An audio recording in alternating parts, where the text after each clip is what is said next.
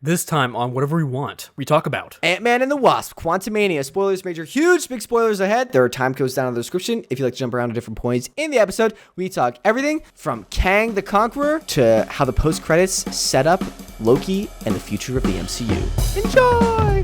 Welcome back to Whatever We Want, where we review content across all means of media, movies, TV shows, video games, and beyond to give you the most interesting behind-the-scenes insights, storytelling techniques, all that jazz, and more. We go over everything from Disney, Marvel, Pixar, DreamWorks. Without further ado, let's jump right into it.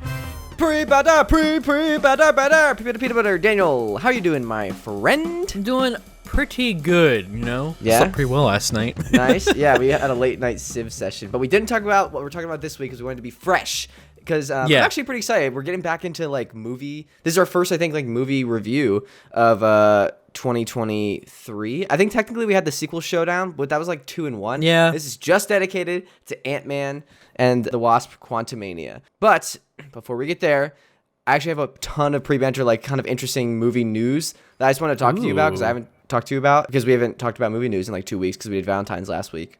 Hello there, this is Jake from the future. There are a lot of PreBanter news bits, so if you really just want to hear the Ant-Man stuff, go ahead, just jump ahead with the time codes down below. But there is some pretty cool PreBanter movie news, so if not, enjoy that. Back to the show. You ready to jump into that? Yeah, go ahead. Just jump into it. What you got? Did you hear the Disney announcements that they're doing like a ton of sequels? Like they announced Toy Story 5, Frozen 3, and Zootopia 2. Thoughts on that? Notice my silence there. I'm like, Toy Story 4 was already too many. Like 3 was perfect. 4 was good, but it was a great, again, another wrap up. But like, where are they gonna go? Yeah, this is the Adventures of Forky or something. I don't know. And Frozen 3 is just like, oh my god, stop milking that cow. We get it. The kids love but Elsa. Those cows' teats are rich, Daniel. These are all, I think, billion-dollar franchises, or at least Zootopia will be. I know, as soon as the second one. So like, they're just. It's financially, it makes sense, but yeah, like I'm kind of like, let a good thing like be its own good thing instead of die, just, like drilling it into the ground to kill it. You know. Yes. At least for you Toy can make Story, money off of it, sure, but like it's the art of it. That's the whole point. Is the art of it. I'm personally mainly attached to out of these Toy Story because that's what I grew up with. Yeah. So I'm kind of like, dude, don't like mess that up. But Frozen 3 and Zootopia 2, I'm like, come on. Zootopia, I think was all right. I like. I think Jason Bateman is the fox honestly, that's the one I would be okay with seeing a sequel of. But I think that's also because there's only been one. And the world is kind of cool. Like it's unique. Ants. So in the world. Ants. Yeah. I mean, I don't know. I just hope for Frozen 2 because I remember there was that documentary that came out on Disney Plus. That's actually pretty interesting. It's like a docuseries because they were like, oh, Frozen 1's great. Let's make a documentary about the making of Frozen 2 and then release it after the movie comes out. But it actually kind of reveals that like they didn't really have like a plan as like set in stone as you think they might have when developing a movie. Like for the whole time they were asking like, you know, the main voice is like the like calling out to Elsa. They were like, who is that going to be? Is that going to be Elsa? Like it's going to be herself within, she realizes, or is it her mom? And they like never really locked that down until like it was already made. So like I think they just need like to learn from that and make a plan for Frozen 3, and it could be good because it has potential. I don't even know if I've seen Frozen 2, which I'm not good at playing fine. about. Yeah. Anyways, shout out to my sister Kylie for sending me that news. But my coworker told me that also came at the same time that Disney announced that they were laying off like 7,000 employees. And Disney has like 130,000+ like employees. So this could just be like it's not like anything drastic or crazy, like they're cutting half of their employees. But I think it's interesting that like they announced, oh, we're doing all these sequels, and kind of hid the announcement like, oh, we just laid off 7,000 people. I mean, yeah. I don't know. I wonder if that's because of the productions, like they're cutting those costs so that way they could put it into those films. That's potential, but I was thinking, and some of my coworkers were theorizing that maybe it's because remember a couple of months ago we talked about how Disney's like we're starting to require everyone to be back in person. Mm-hmm. Maybe those 7,000 people, maybe a majority of those are people that are like, I'm not coming back. Don't want to come back. And yeah, so maybe it's sort of like they're purge. They're firing them, but also kind of like they just are refusing to come back. So maybe it's a little bit on both ends, which like I totally understand. So that could be part of it too. The Disney Purge. That would be a movie. Like, isn't the Purge is a movie, right? Yeah. Yeah, the Disney Purge. That'd be interesting. That would be very interesting to think about. Actually, like There's two ways you could go about that. If, like it was the employees, or if it was like the IPs. That'd be very interesting. Yeah, it could be like a kind of like what is the? Is it This Is the End? Is that the one with Seth Rogen and everyone? It's like an apocalypse movie. I think so. And they could do that, but with the Disney employees, or like with Mickey Mouse, like the Mickey Mouse Clubhouse, but freaking The Purge. Like it starts out like a normal Mickey Mouse Clubhouse episode, and then just turns drastically. Oh man. Yeah. Another thing, we had all those Super Bowl trailers come out. Did you see the Flash one? Yes. What did you think of that? Because I know you're kind of anti-Flash right now, or at least were. I'm anti-Ezra Miller. Yeah, but you were anti-Flash. You were like, I don't know if I'm going to see this movie. And now the trailer has come out. Has your tune changed over there? Because Michael Keaton Batman is back. I think that's what pulling me in. I'm not being pulled in by the Flash parts of the Flash. Intentionally, I'm being why they do the pulled in by everything else. Yeah. Dude, him like Keaton Batman in that suit, but then with like modern VFX for like mobility was so sick, dude. Yeah, it was. And the music, like the old theme. Oh my god. Here's what I wonder though, right? Because the way that they're doing it, I wonder if Michael Keaton is going to be Bruce. I wonder if he's going to be Thomas. Yeah, like Bruce's dad in the comics, because in Flashpoint, because in the Flashpoint comics, isn't what happened. Like Bruce is the one that dies in the alley, and then his Martha becomes like a version of the Joker. The Joker. And then Thomas becomes like a version of older Batman. So yeah, that would be interesting if they did that. Yeah. I don't know. I think it'd be cool to see. That'd be nice. Do you think Christian Bale will be in it? That bike was giving me vibes, but I think it was Ben Affleck who was on it. It was definitely Ben Affleck. I mean, it was his blue caped shot. I mean, I believe there's another shot where you saw him like sliding out with like the grapple gun, and then like you could tell it was him in that same suit. But either way, it's gonna be interesting to see like what's going on there with that. With the new suit. No, just like what is blue suit Ben Affleck suit like Batman doing? Like, is he trying to stop the Flash from going back and doing this Flashpoints thing? But then he does it anyway, and then like the film flips to like him seeing himself, and it's the Barrys, maybe like Man of Steel era. But it's like freaking Zod is back. I was not expecting that. I don't know if that was announced or not before, but I was like, whoa. So are you gonna go see it? I feel like I need to see it. Here's the thing. They've changed. I don't think it's gonna be as bad as Velma. I mean, I was gonna see it either way, but it's like there's some content that's like so bad you just don't watch it, like Velma. Like I'm not ever gonna watch Velma, or at the very least, I'm not gonna watch it for free or watch it for money. Like I'll pirate it or something like that. Oh, like I'm sorry, I'm not giving that studio money. Daniel's for that. views do not reflect the podcast. I'm just kidding. Okay, interesting. But speaking of Ben Affleck, watch this segue. Did you see the trailer for Air? It's like the story of how Nike found Michael Jordan and signed him. Oh, yeah. Ben Affleck directed. And they're like, why would you brand it around like this one kid who's like not even in the game yet, you know? That comes out in April. I'm actually pretty interested to see that because I just read Phil Knight's, the founder and CEO of Nike, his autobiography. So I'm interested to see like how that I remember you told me a little snippets of that, and it's very interesting just how it's so weird how like very like common things like started off in like the weirdest, stupidest ways. Yeah, I think what you're talking about, like in the memoir, in Phil Knight's memoir, the way he started, not Nike, but Blue Ribbon, which is like the first company before it became Nike. He like went to Japan and like had this pipe dream of like selling Japanese manufactured shoes in America, but he needed to get like the rights to it. So he just like, as a kid, was traveling the world, went to Japan, just kind of happenstance waltzed into a meeting with the like head of production at this like it was called Tiger like shoe company, and was like, I want to distribute your shoes in America. And they were like, all right, what's your company name? Yeah, it didn't have a company, and he just like panicked and quickly thought like Blue Ribbon, and they were like, all right.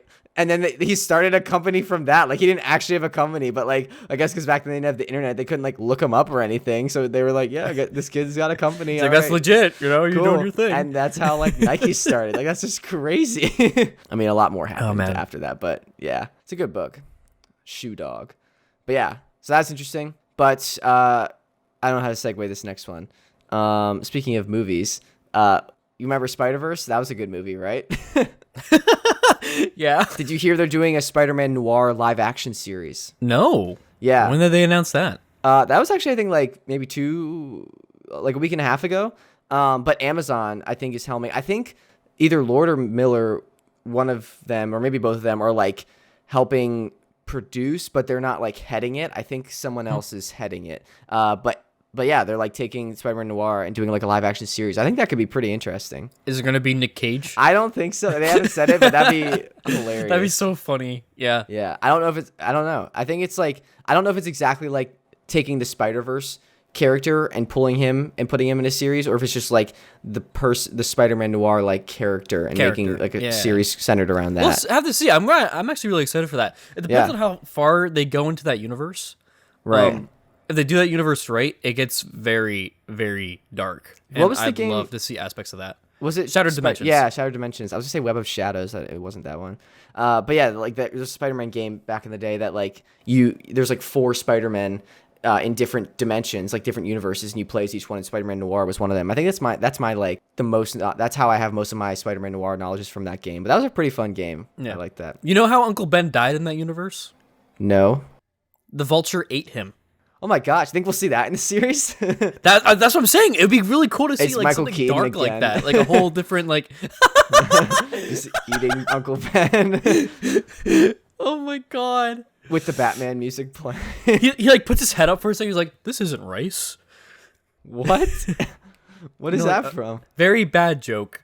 The Uncle Ben's rice or whatever it is. What is that? Like a brand of rice? It's a brand of You didn't know that? Oh, Uncle Ben's instant rice. I didn't. No, I'm sorry, Daniel. I'm not caught up on like every rice brand. Interesting. Okay, that's a funny joke. That's a deep cutting joke. Thank you for explaining that. I was like, what? Okay. Food puns. Haha. All right. But also remember, we will get into A-Man, I swear. If you want to jump ahead, you can. But you remember we were talking about the Backrooms a couple like weeks ago? Yeah. Well, so I actually looked into it, and since then, recently, like I saw this news, and I was like, oh, we were just talking about that. The kid, you know, the kid that like did the Backrooms like film that got like a ton of views on YouTube. Yeah. He has now been hired. He's 17 years old. He has now been hired by A24 to direct a film. Like, and so like Sean Levy, the guy that is doing the new Deadpool, he's going to be producing the project for him. And James Wan, who did like the Conjurings, I believe, and the Aquamans, he's also producing. So like, so this kid just gets to write his own like new film now, and direct his own film and direct it. I think that's really cool that like he made this fan film, which I watched it. It's pretty like artsy, like feels very A24, and it's cool that they like grabbed him and saw that, and he's now getting his own film. Like, I'm really interested. I hope, like, I know it's really interesting, like, when younger people get into Hollywood and, like, can get swept up away and everything, but I hope, like, I think it'd be really cool if this guy becomes, like, a crazy, amazing director because he started so young and, like, is doing crazy. I think that'd be really cool. That'd be really sweet. I think that's cool. This gave him this opportunity, just this like Backrooms lore that you were talking about. I'm happy that you're now like diving into that. That's so funny. I'm diving into it mainly because I was like, oh shoot, they gave this kid a chance to direct a movie. Like, what if I do the Backrooms? Yeah. Also, speaking of, we're talking about the live action series. How to Train Your Dragon is doing a live action film version of the animated movie. So I think this is the first time DreamWorks, like, you know, Disney's been doing all their live action remakes. Yeah. Now DreamWorks is doing a live action remake. Do you think this is going to be another cheap cash grab like Disney's kind of seem to be? Or do you think it's going to be like, all right, this is actually, they're going for this. Like, they're trying to make something good here. I think it really depends. It's DreamWorks, so I think it's going to be well. I agree. I think we're in a DreamWorks renaissance right now.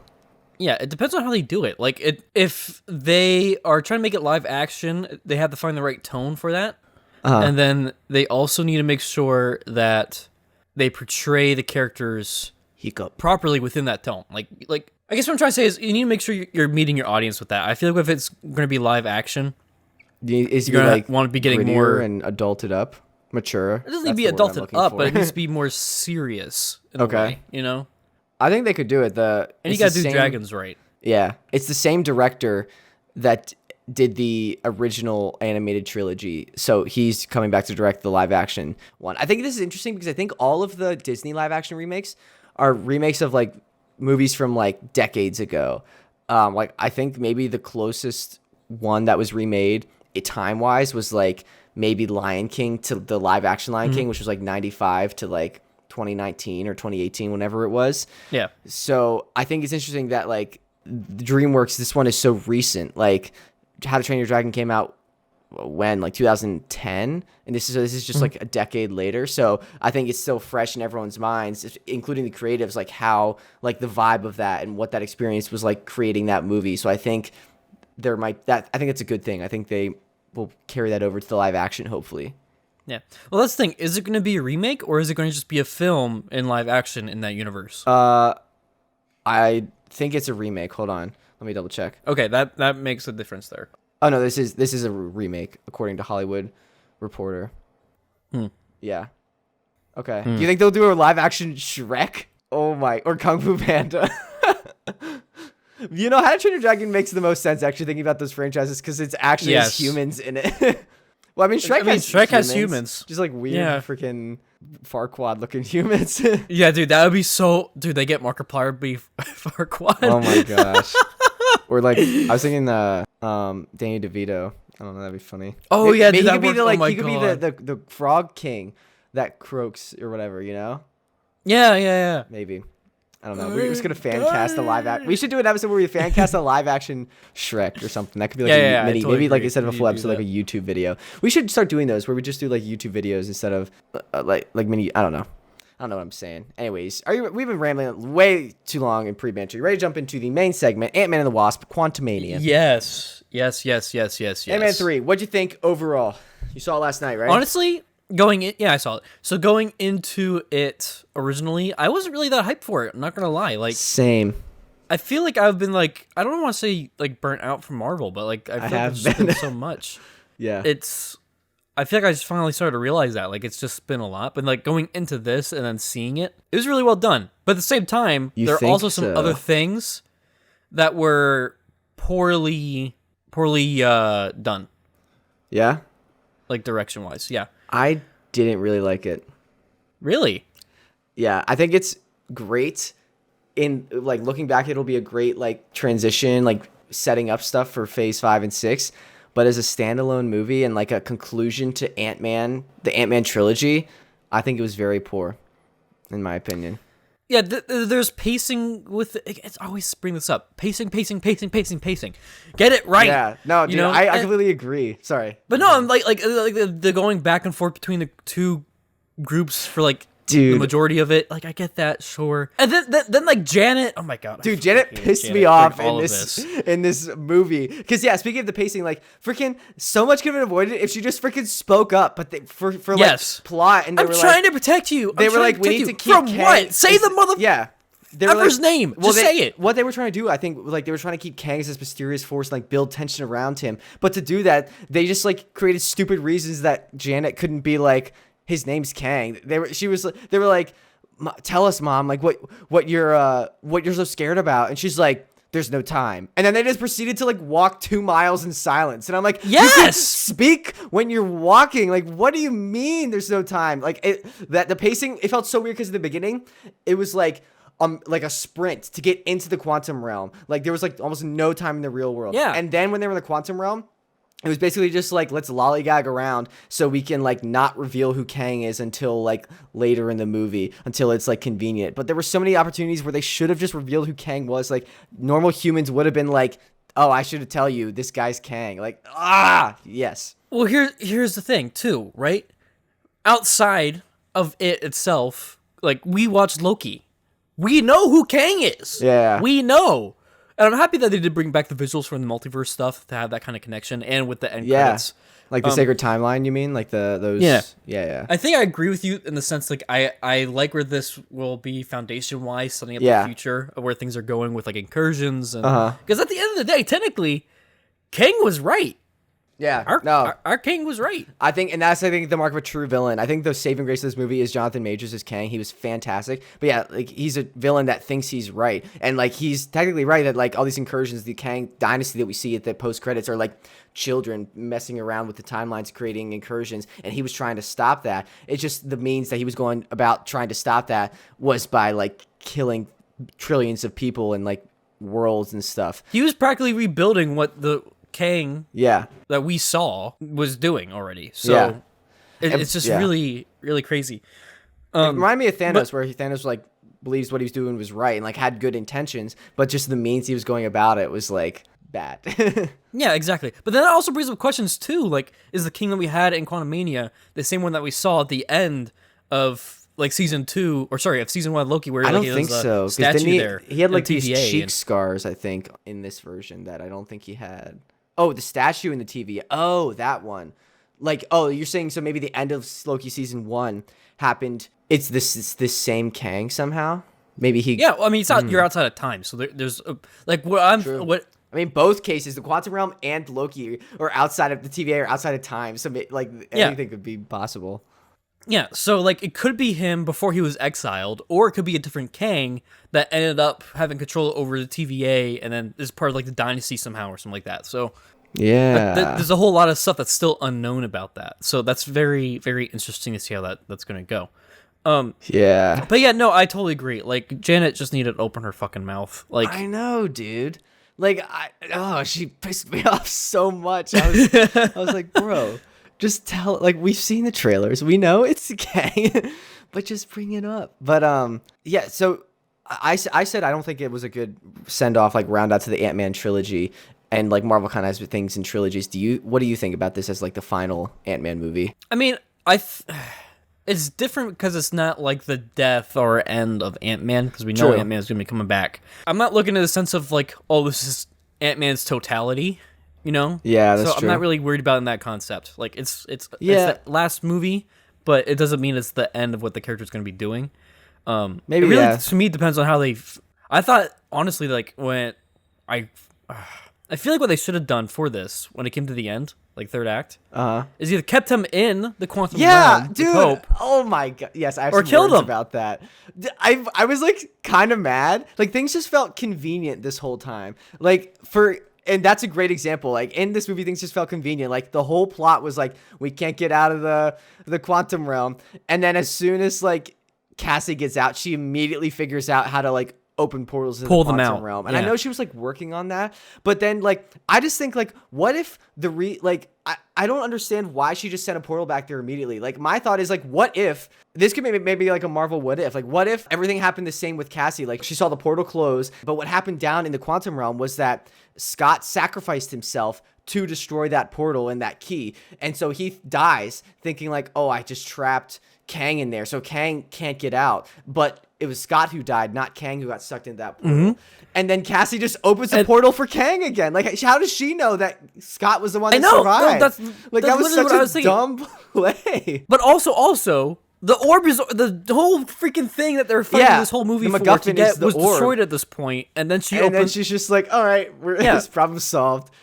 We'll have a really bad ice cream cake, Baskin Robbins cake. I did like how Scott was having the existential thoughts. I think like, is he dead?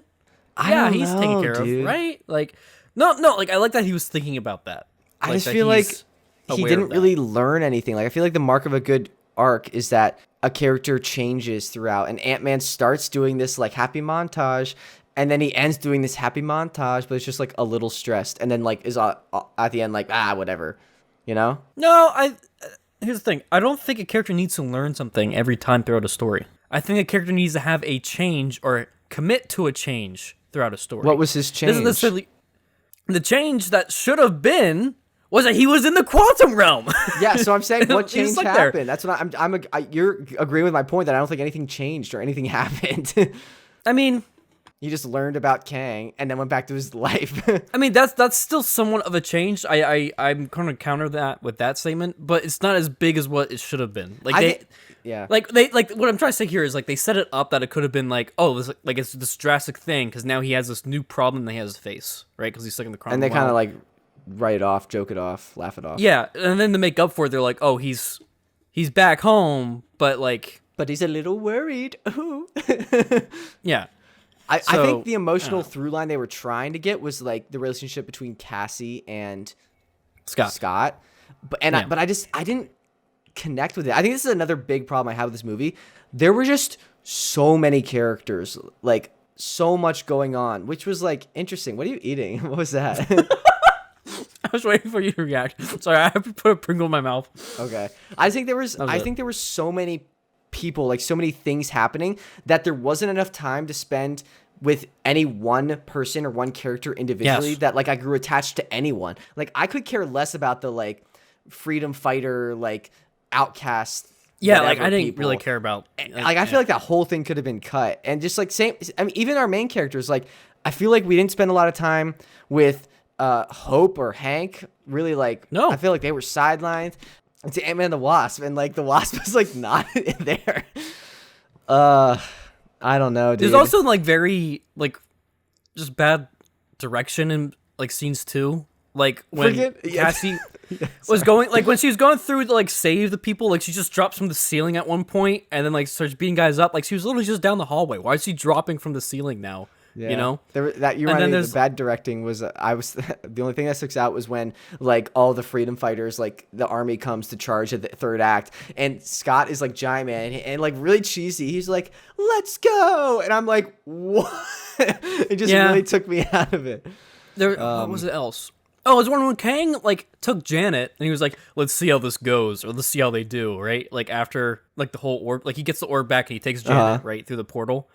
And then it's like there's one shot where it goes to something else, but then it comes back to Kang sitting in the chair, and then the drones take like walking Janet in. I'm like, we literally just saw them both together. Oh, really? I didn't even notice that. Why would I? Well, that's the thing. That's what pulled me out. I'm like, why are you doing it like that? To where it's like he should be like throwing her on the floor and then like sitting up in his chair or something like that. You know? Okay. Like, interesting. I don't know. Like. Just stuff. It's like little stuff like that. Where it's like the motion or the direction of the characters just wasn't. Yeah, I still haven't made up my mind if I like Peyton Reed as a filmmaker or not. Like I'm not sure because the first Ant-Man, like the heist movie, the little stuff like that.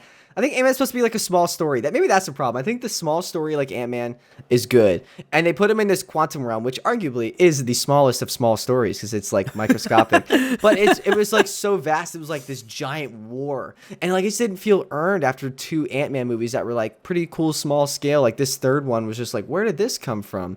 And just like things felt so, again, going back to what I was saying about like things feeling convenient.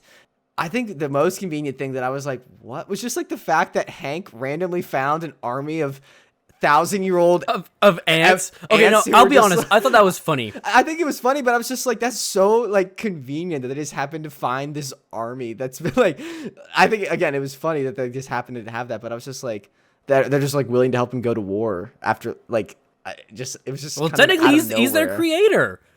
Yeah, he's their poobah. Yeah.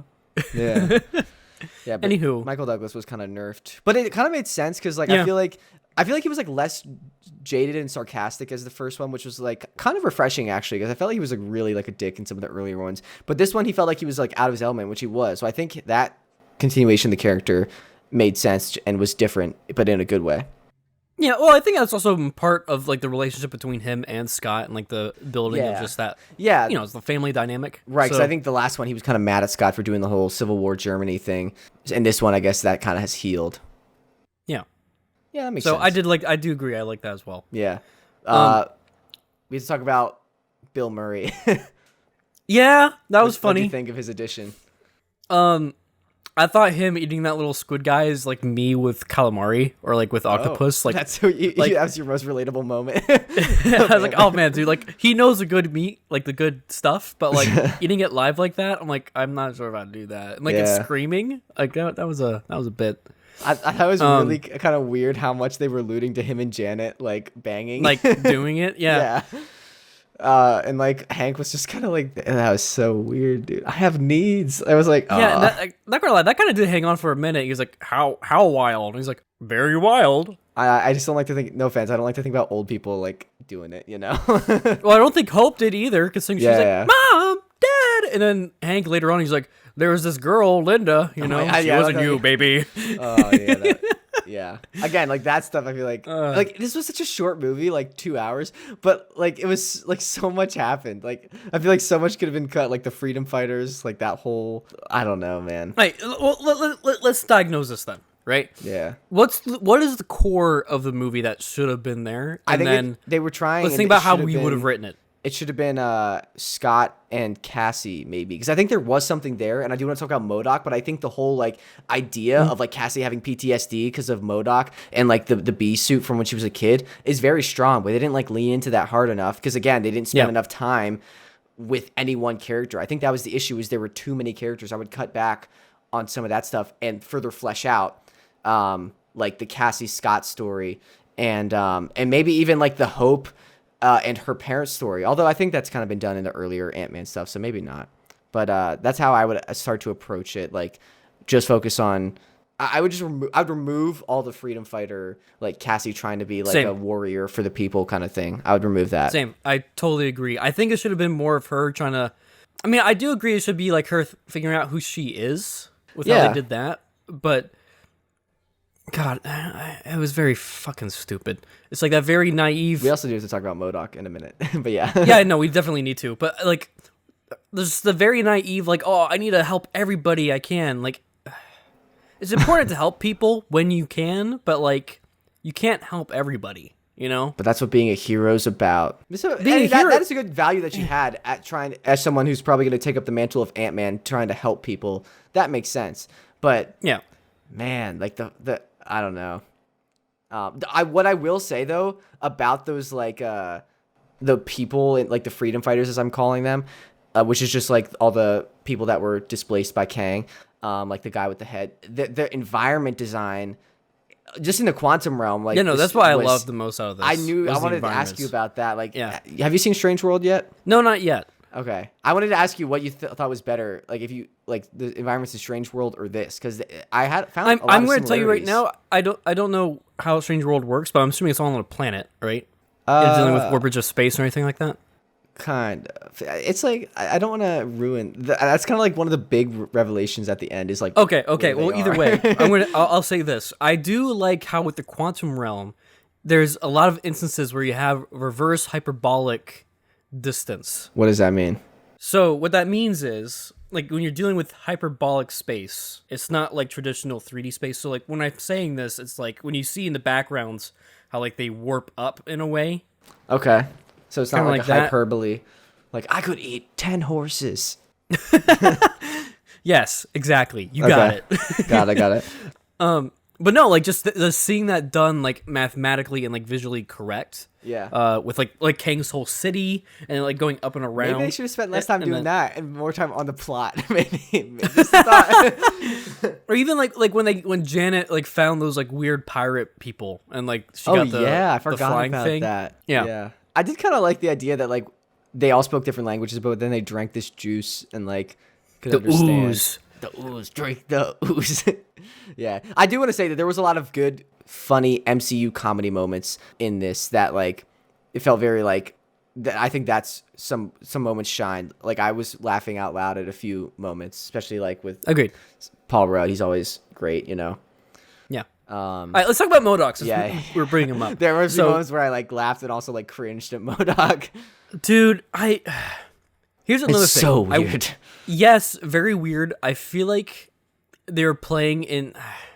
What? I think they stupefied MODOK to a large degree. I mean, Stupefied? MODOK's supposed to be, like made him stupid. Yes. Oh, okay. I think it's stupefy like Harry Potter.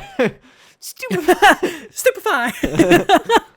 No, I feel like what should have happened with Darren, with him being MODOK, was that he should have been a lot freaking angrier. Ragier. A lot angrier. Yeah. Yeah. He started out that way, and then they just nerfed him so hard. Yeah. And then I feel like what should have happened is that he found his way back to real size world. As MODOK? As MODOK, and then he started running AIM. Because AIM's still a thing in MCU. Maybe he will. I mean, he kind of died, but maybe he didn't. He died! So no, he won't! The variant of him might, maybe, but... I thought it was so weird, just like the seeing... That's what I'm saying. I feel like that would have been played off if, one, you didn't show his... I mean, it's MODOK. If you show his actual face, like, IRL, like, it's gonna look weird. That's what I'm saying. Like, they had a pretty good thing with, like, the face mask. Yeah, and then, like... He was set up, when he just had the face mask, he was set up to be this unbeatable, killing robot. like designed only for murder and like was menacing. Like I was terrified of him at first, like for our protagonist. And then like Kang just like kind of treats him like a doll, and then I lost all like respect for him. And then by the end, he like can't even take down Cassie, this person who's been using an Ant-Man suit for like less than 5 minutes, 12 hours. Yeah. I don't know. I do like the idea though, like of that whole idea of Cassie being the one that turns and defeats MODOK. I do agree. I do like that past connection. But like, he's like, I'm not. At the same time, it speaks to MODOK's character. Like that could have been done differently, you know. So, I want to talk about Kang a little more and the post-credit scenes. Yes. So, post-credit scenes. The first one with the Kang Dynasty and all the Kangs coming in. I think. Well, what did you think? I have some. I watched some videos and saw some theories I want to talk about, but I want to hear your thoughts. I like it a lot. I wonder if it's going to be like a Council of Kang kind of deal, to where they're going to be like, it's really going to be hard to see like what they're going to be choosing to do in the future. Sorry, I just realized the Council of Kang abbreviation is COCK. Sorry, go ahead.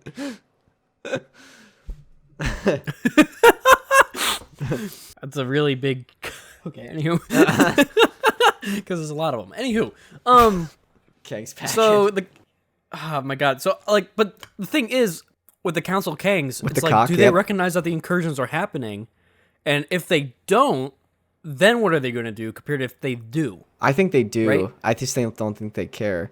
I think the whole idea, at least in the comics, is that like they're just playing gods and causing incursions willy-nilly left and right and don't care. I think the one Kang that was banished was trying to stop that, which is a good thing. Yeah. Just the reason he was going about that was like by killing more people. I do want to say I think it's interesting because I think we've been asking for all of Phase 4 pretty much, like, how does this all connect? Like, Wanda broke the multiverse in WandaVision. She also broke it in Doctor Strange when she was, like, dream walking. Doctor Strange broke it in Spidey in No Way Home. Loki tampered with it in Loki. These kind of have seemed all not connected at all. We're like, who's actually, like, breaking the multiverse? What's happening? I think those were supposed to be... I mean, obviously they were supposed to be like disconnected, but I think they're finally coming together with that one line that one Kang said. He said they're beginning to touch the multiverse, and so that I think that these Kangs are recognizing all of these different events and are like, oh crap, like they're getting to our level. Yeah, they're getting to our level. We have to stop them, so we have to like prevent them from getting here. So I think all of these events are now going to coincide, which is exciting. So I've been wondering like, how is this all going to connect? So I think that's really cool that we're finally starting to see that. Yeah, no, I totally agree. There's gonna be a full-on Kang war with like Avengers, and I wonder if this is gonna go full-on like bring in X-Men and other like Marvel properties to like maybe fight these different versions of Kang. Yeah. Like that'd be very interesting to see. I think the writer from this movie is writing the Kang Dynasty Avengers movie. Interesting. And the director of Shang-Chi is directing it. So I don't know. I'm interested to see how that goes because again, I didn't really like this movie, so I'm hoping that Kang Dynasty will be better. But I do think Kang was written well. So I think this writer knows how to write was like Kang. perfect. Yeah. So yeah, we'll see. And then the second post-credit scene, we see like a Loki and Mobius seeing a variant of Kang, right? And he's kind of presenting something. What do you think that like thing he was presenting was? It might be that universe's version of a way to like tap into multiversal energy or like timeline energy, whatever it is in that case. I think they're trying to hunt down that Kang so that way they can get more information somehow about how to fix things or try to find a way to get to Sylvie. I'm just excited, like what it sets up. I'm excited for Loki season 2. I think that credit scene is going to be really important for when we see what happens with Loki season 2. And I mean, that's going to be like another MacGuffin in some way, like the device that he has. So I don't know what it is. It's obviously going to have something to do with time, but we'll have to see. I think I talked about most of what I wanted to talk about. Well, I was going to ask you if you could again from before, if you could rewrite it roughly, how would you do it? Because I think here's how I would do it. I would say I agree with you. Remove some of the characters. Like I think Hank and Hope shouldn't go. You need Janet to go to the quantum realm because that's who Kang is looking for. You don't think Janet or Hope should go to the quantum realm? I don't think she needs to. Oh. Her core moment in this film was her saving. Oh, we didn't talk about all the Malta Scots. Oh, multiples. Yeah. Dude, fucking Jack. Was that the Baskin Robbins The name guy? tag? That was so funny, dude. I loved that. Was like one of my favorite parts. Was just like the random Baskin Robbins, and when he like helps him up the thing. Yeah, he's like, I got you, bro. Yeah, I also thought it was funny that it was like, oh my gosh, he's Ant-Man, and like now he's the ants. Like now he's the ant. Yeah, like all the. I thought that was pretty. No, cool. I did love that visual and like how that worked out. Yeah, that visual was really impressive. I don't know how they all collectively chose the one to like be the one to go up there and it's because he had his helmet off and all the rest had their helmets on, so you could easily tell. Like he's like, that guy. Yeah, they should have chosen the Baskin Robbins guy. It would have been so funny if then as that would have been Hope so funny. Saves him, he's just for the rest of the movie in a Baskin Robbins outfit. He's like, and again, it's like his name's not even Scott, it's just Jack. It's like, I'm Jack. What are you talking about? But yeah, you were saying how you would rewrite it. But yeah, no. So I don't think she needs to be down there for that because I feel like that's a moment that he could have honestly done himself. Like they kind of brought her and the Wasp. What is she gonna do? What else? That was her moment. That's what I'm saying. Like what she and Hank needed to do after like everyone else gets pulled down into the quantum realm is that every now and then is that they'll do a thing where they're trying to like reconfigure the satellite or to track them, right? That's lame. It. That would be even more sidelined. I think if that happened, we would have been like, why didn't they come down the quantum realm? I get that, but hear me out. That gives you more time to focus on Scott and Cassie. I think that would have been doing Hope's character a more disservice than she already got. Not if she's leading like the satellite thing. I don't know. That's fine. I mean, that's how you rewrite it. I disagree, but that's fine. We can have different opinions. But what this does is it leaves Scott and Cassie out to do their own thing, and instead of them being found by, like the warriors or whatever, honestly, I'd have them kind of like just make their way to that city somehow. Like they'd have to like fight or kill something like the big amoeba that almost killed them, right? Mm-hmm. But then Janet's also on her own, but because she's been here before, she knows what she's doing. She's trying to find Scott and Cassie that way they can get out of there. Scott's just trying to figure out where the hell to go to be safe and keep Cassie safe.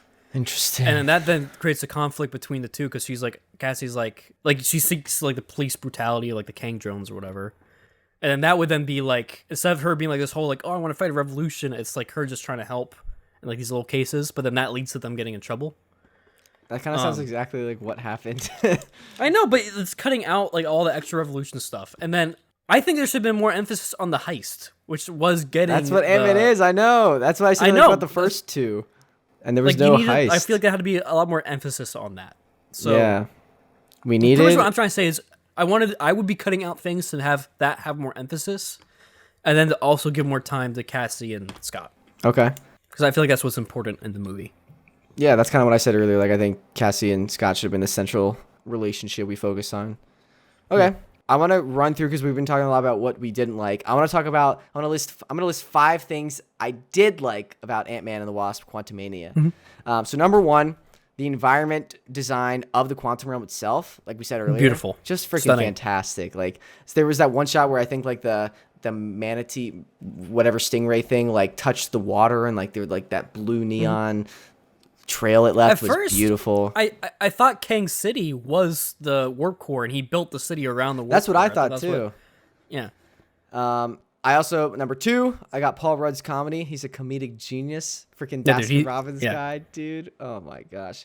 Number 3, MODOK for the most part. I like, just from like a purely like, I couldn't look away from him. I just think like the design was hilarious, and it was cool to see that character. There were parts I was like, but whatever. Number 4, Jonathan Majors as Kang was freaking perfect. That was the best part of the film. Yeah. Best part of the film. I'm so glad we finally got like a better look at like him, not as He Who Remains, like as like a kind of like submissive Kang, but as like the conqueror. I liked that a lot.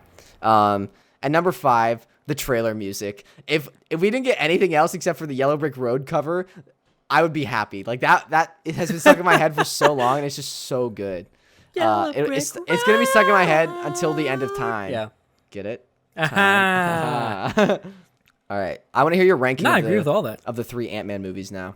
Hold on, my mind is totally blanking on the second one. It's with the ghost. Oh, yeah. No, I remember that now. Honestly, probably 1, 2, 3.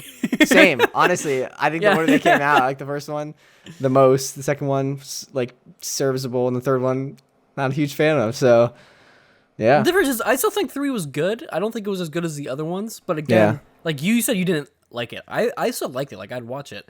But, like, there's a lot of flaws that were in it, and it could have been done better because it was trying to do so much. Yeah. So, all right. but it was still a pretty good movie in my opinion. Now I want to hear your ranking, since now there are, I believe, five MCU trilogies now. There's Spider-Man, Captain America, Thor, Iron Man, and Ant-Man.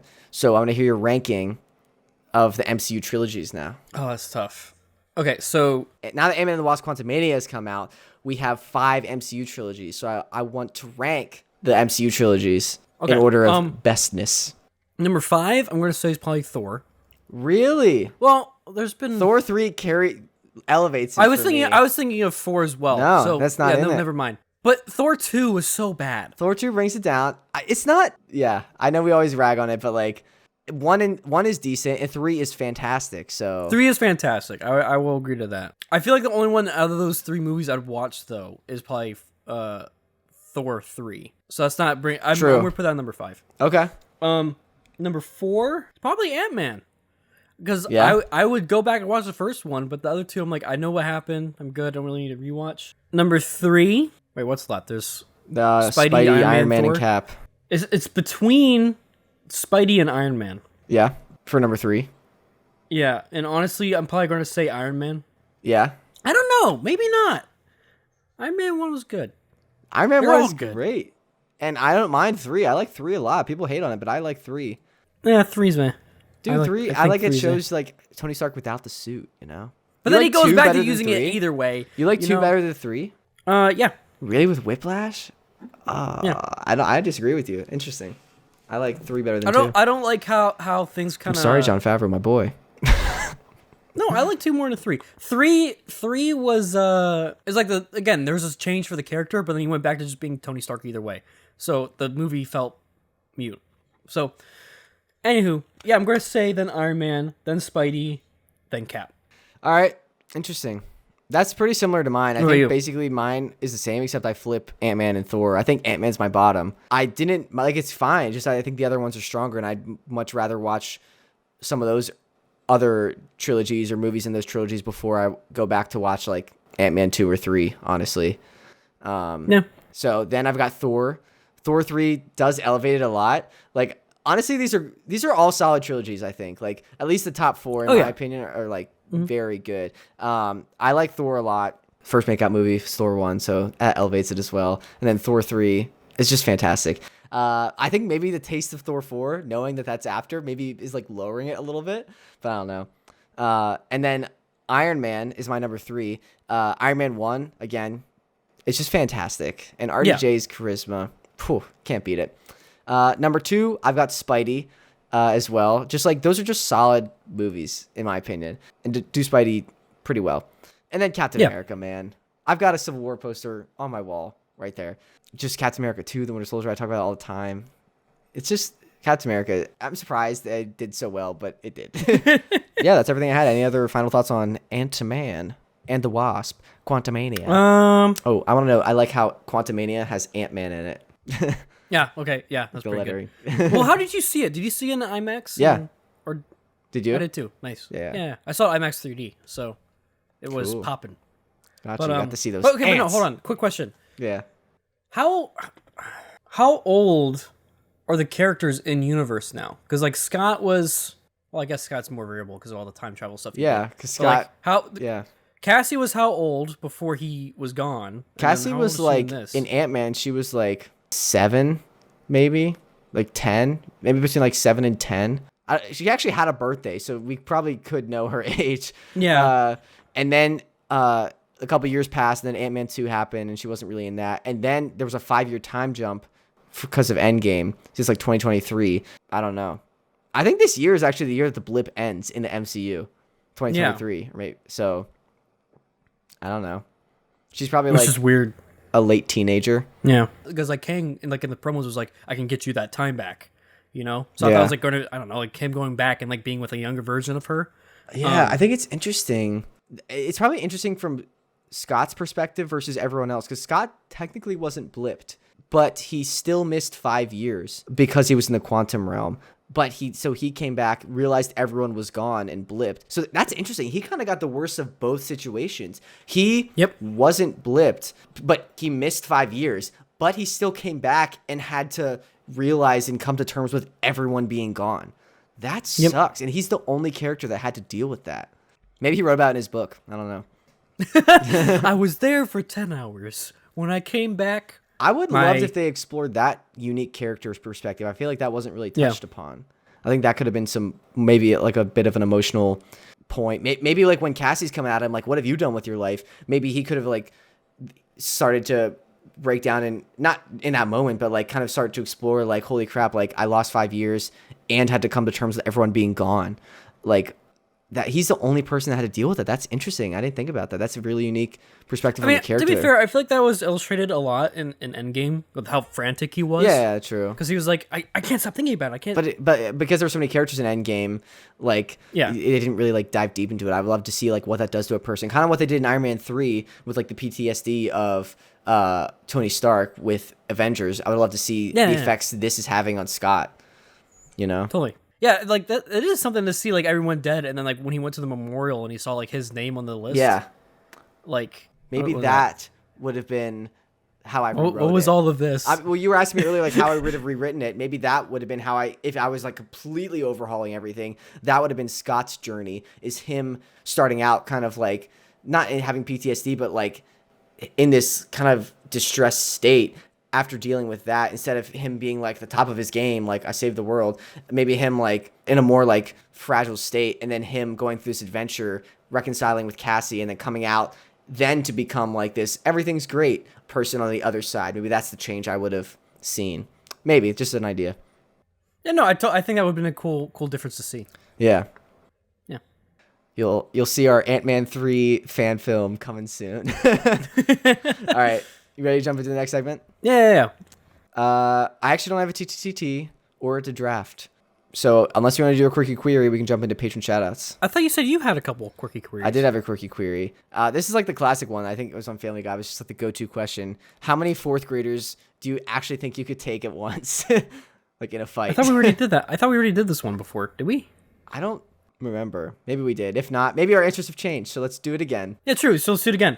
I've been lifting. Fourth graders. Maybe 2 more. I want to hear your answer. How many do you think you could take? Because I feel like I always answer first. I think it depends. It was a good point that they brought up in Family Guy, but like if you get like a choke point, like in Lord of the Rings when he's like on the tower and they have to funnel up the stairs, I could take like a ton more than if it was just like all in a field. Well, are you armed or are you just there? It depends. This is what we're building in our scenario. Like, say, when does the attack happen? Like, am I in a field? Because I could take maybe like 7. Or like I feel like I would just get overwhelmed. Open field. Not tall grass or anything like that. Like it's like just in a field. Oh no, I think I want to be in a bathroom or like something. You want to? I would not. I'd rather take the field than the bathroom. You kidding me, dude? I think I could get him. Because then you got nowhere to go in the bathroom. You just get in the stall, then bam, door. Like just crack kids with the door. They're 4-year-olds. I can run faster than fourth graders. Fourth graders. I could run faster than them. Yes, you're gonna run away. That's not taking them. That's no. I'm saying you beat up. It's in waves. It's in waves. So they come at you. You beat them up. This is the wait. Right? If you need to fall back in the open field, you can fall back. We're describing the plot of the new live action Kung Fu Panda. This is what it's gonna be. Just Poe in a field beating up a ton of children. Just whatcha. Yeah. I don't have any weapons. But yeah, that's the thing. Do I have my backpack? About weapons. Dude, I've been thinking. I had this camera bag, and like, hold on. It's nothing hefty. I'll shoot them with my camera. Yeah, no, it's like nothing hefty, but it's like this thing that like I feel like if I got like rocks in this, I could be like a David and Goliath kind of thing and like swing it around, you know? Oh my god.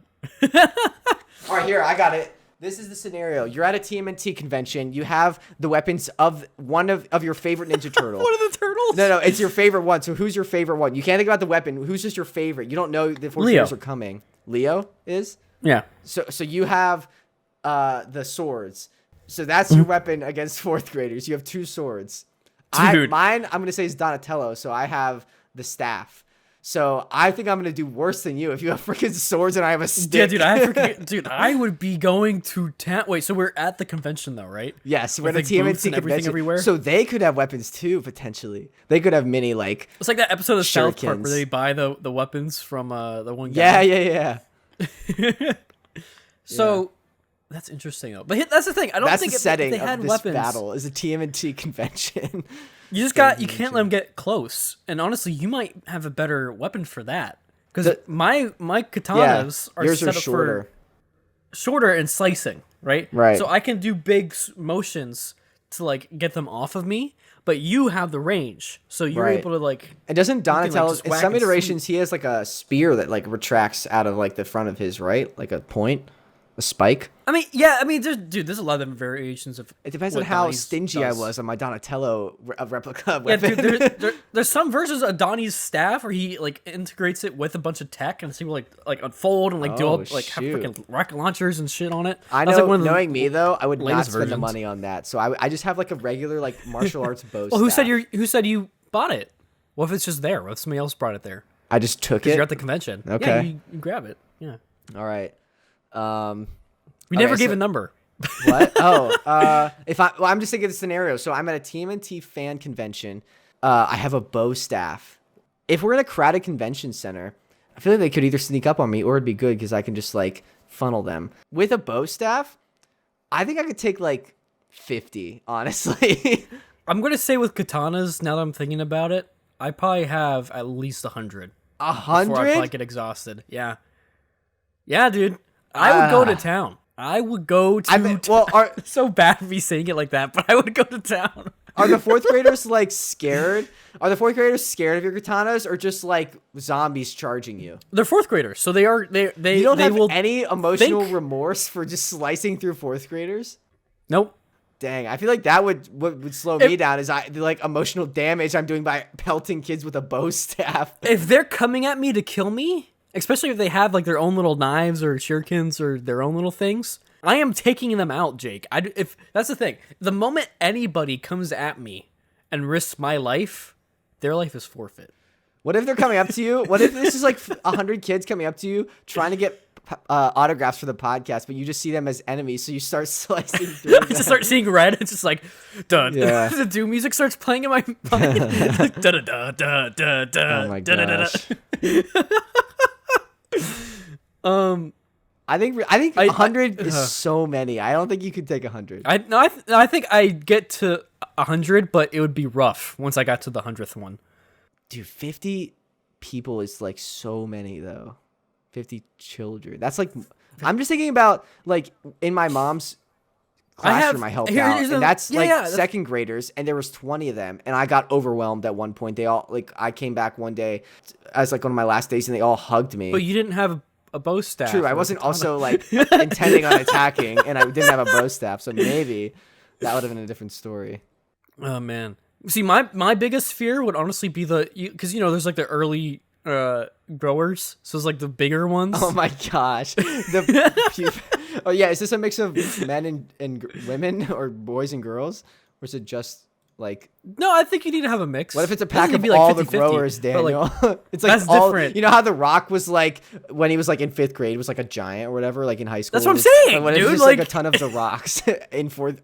That's the scenario. We're at a TMNT convention with your favorite turtle's weapon of choice, and it's 50 4th grade The Rocks.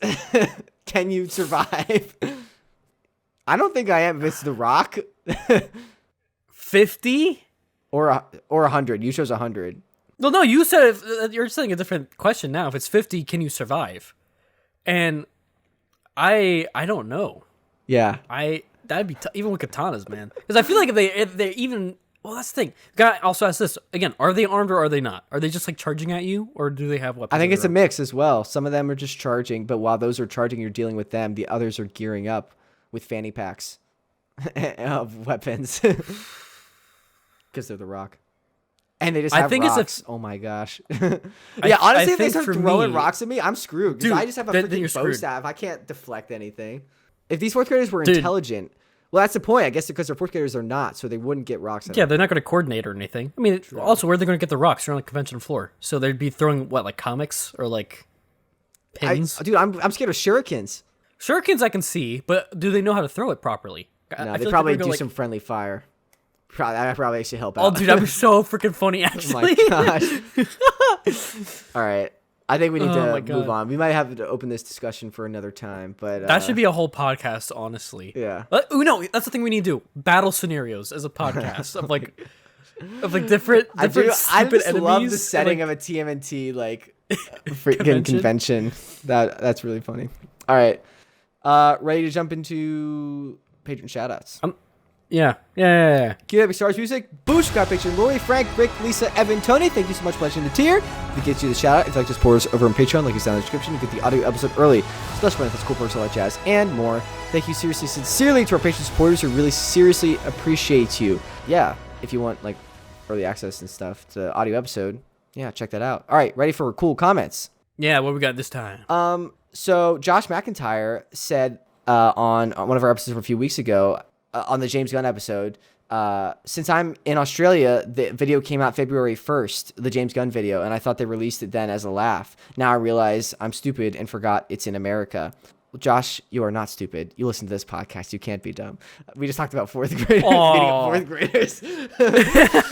Those are gaining brain cells. But yeah, I didn't know. Apparently Josh is from Australia. And I think someone else commented. I don't know who someone else commented. They were from Australia as well. I replied to the comment, but that's cool. I didn't know we had some fans in Australia, so thank you. Hello to Australia, the land down under. What is your drive to go to Australia, Jake? Do you want to go there someday? My drive? Visit? It's about drive, Daniel. Speaking of the fourth grade rocks, it's about drive. Oh my god, dude, I didn't even think about this. What if they start rapping at us? Start singing Moana. What if you got the TMT van and just start running them over? Oh my god. Do we get the van or do they get the van? Well, they don't. They're fourth graders. They don't know how to drive. True, but it's the rock fourth graders. Anyways, I want to go to Australia. I want to go to New Zealand to. That's what I was thinking, dude. I'd love to go to New Zealand. To what's it called? I love both. I love both. Yeah, to visit Lord of the Rings set. I also want to go to, I think Melbourne is where some podcasters called The Weekly Planet that I was inspired to start this podcast from. They are from, so I'd love to meet them and maybe guest with them or guest on their show. Maybe they can guest on our show. That'd be cool. I don't know. That'd be dope. But yeah, that's my drive. What about you? No, So the New Zealand thing. For me, I always it's I'd love to just see that, just environments, just see different parts of the world. That's for me. That's why I'm I have more of a drive to go see New Zealand rather than Australia. But yeah, I know there's also a lot of very beautiful places in Australia. Yeah. So, cool. But every time I hear an Australian talk about Australia, they're like, "Oh, don't come here, mate. It's treacherous. Try me." Yeah. Yeah. I don't know. Okay. We also had some other cool comments on our Valentine's episode. Zach Henry said, "I really enjoyed this episode and how there wasn't as much structure, and you went off onto your own thing. I still love the format episodes, but it's nice for a change every once in a while." Thanks, Zach. We do want to do some kind of have a mix of less structured ones like last week and more structured ones like this week, like the movie review kind of thing. I do love the movie reviews and just analyzing it. But I also do like the kind of casual ones. My favorite episode, I think, last year was the ranking the snack tier list. Maybe just because I was thinking about food, honestly. He does love food. Lunar Butterfly said, "They freaking found love in a post-apocalyptic world, yet LA has 4 million people and I still haven't found love," is the most relatable quote I've ever heard. Also, the dog is barking. Apologies if you can hear that in the background. Yeah, I heard that one. Especially because post-apocalypse is my favorite genre, and I've always found... thought how beautiful the message is, how people can find love in such a broken world and be happy even though everything around them is falling apart. I also love the episode, love to see more like it. I love the laid back feeling, and a drunk episode sounds hilarious. We should do, thank you, Lunar Butterfly, I really appreciate that. But yeah, that just reminded me, we should do a drunk episode where we do the battle scenarios and we talk about dude, 500 fourth graders if I had the bow staff and Raphael's whatever those. Dude, the size. Yeah, those things. You're the one who did martial arts. How do you not know what size are? I did Taekwondo, and that's mainly focused on kicking. I was also in 5th grade. They didn't give me size. Yeah. Also, Anywho. Rob Productions said another quote, "I'm not into that culture This is what I said about the Valentine's like hookup culture. I'm not into that culture as I sit in my apartment on a Saturday with hearts around my neck. Great line. Thanks, Rob. Rob was in the film program at Penn State the same time I was. He also has a podcast. You should definitely check that out. Rob nice. Productions is what it is on YouTube. You can also find it. It's in the comments of the Whatever We Want podcast. He has a podcast on that channel, but he also posts like his film work that he does. So yeah, check that out. Cool. All right, ready for the introduction? Yeah, tell me when. When? We just talked about what we want to talk about, and now we're done. Thank you seriously, sincerely so much to everyone for listening. We really appreciate it. Let us know in the comments what you thought of Ant-Man 3, Ant-Man the Wasp Quantumania. I'm seriously interested to hear your thoughts. I think the critics are kind of like not really liking it as much. I think they scored like 40%, and I think the audiences scored like 80%. And I think those are both kind of two extremes. I would give it a solid like 65% maybe. Yeah. That's kind of where I'm sitting. Yeah, I think that's pretty good. Like 60, 70, like that's a good spot for it. So let us know what you think. We'll be back next week. And I think coming up after that soon is like a Creed 3. I don't know if you want to see that, Daniel, or I'd like to see it and talk about it if you're down. But you haven't seen any of the Rockies or Creeds, have you? I've seen Rockies. I just haven't seen, I said like the mountains. I've been to the Rockies. But no, like I think I've seen the first Creed, but this I don't know. Maybe we should do an episode where we cover the Rockies and Creeds or something before Creed 3 comes out, maybe, if you're down.